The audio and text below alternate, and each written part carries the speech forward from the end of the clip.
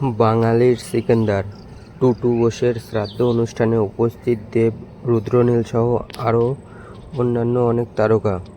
Hello বন্ধুরা, তোমাদের স্বাগত নতুন ইউটিউব চ্যানেলে। শুক্রবার বালিগঞ্জের বোসবাড়িতে সম্পন্ন হলো তার পারলৌকিক ক্রিয়া।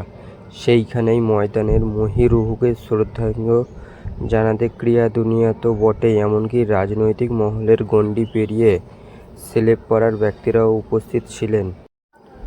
12ই মে ইহলোকের মায়া কাটিয়ে গভীর রাতে চিরঘুমের দেশে পাড়ি দেন স্বপন সাধন বোস ওরফে সকলের প্রিয় টুটু বোস। বটবৃক্ষকে হারিয়ে প্রতিদিন সবে একটু একটু করে ছন্দে ফিরছে। শুক্রবার বালিগঞ্জের বোসবাড়িতে সম্পন্ন হলো তার পারলৌকিক ক্রিয়া। সেখানেই ময়দানের মহিরুহকে শ্রদ্ধাঞ্জ জানাতে ক্রিয়া দুনিয়া তো বটেই, এমনকি রাজনৈতিক মহলের গণ্ডি পেরিয়ে সেলেপাড়ার ব্যক্তিরাও উপস্থিত হয়েছিলেন। এদিন বোসবাড়িতে সকাল 9টা নাগাদ টুটু বোসের শ্রাদ্ধ অনুষ্ঠান শুরু হয়।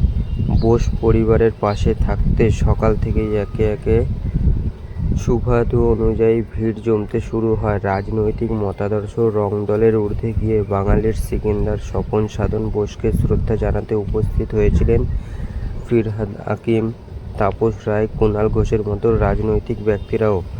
দেখা যায় 26-এর ভোটে সদ্য রাজনৈতিক ইনিংস শুরু করা শ্রেয়া পাণ্ডে থেকে বাম নেতা শতরূপ ঘোষকেও উপস্থিত ছিলেন প্রাক্তন ফেডারেশন সভাপতি প্রফুল্ল প্যাটেল ব্যারেটোরাও।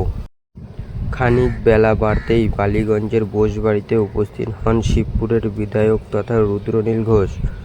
টুটু বোসের প্রতিকৃতিতে মাল্যদান করে পরিবারের সদস্যদের সঙ্গে কথা বলেন তিনি। শ্রাদ্ধ অনুষ্ঠানে উপস্থিত ছিলেন টলিউডের সুপারস্টার তথা তৃণমূলের তারকা সাংসদ দেবও। দেখা গেল পরিচালক সৃজিত মুখার্জি, অরিন্দম শীল, অনিন্দ্য চট্টোপাধ্যায়, প্রযোজক রানা সরকার, অভিনেত্রী সুদীপা চট্টোপাধ্যায় সহ আরও অনেকে। ফুলের তোড়া অর্পণ করে শ্রদ্ধা জ্ঞাপন করেন সাংসদ।